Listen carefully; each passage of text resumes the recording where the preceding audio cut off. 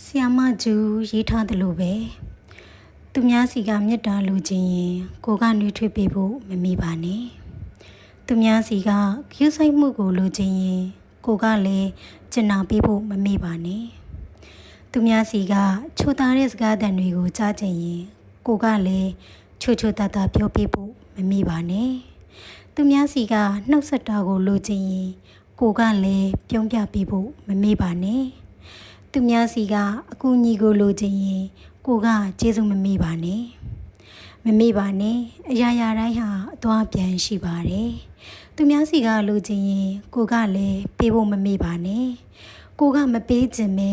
သူများစီကမမျှော်လင့်ပါနဲ့တဦးကမေတ္တာတဦးကစေတနာပါမေတ္တာတွေအားလုံးကလည်းရောင်မြဟတ်တတ်ပါတယ်နော်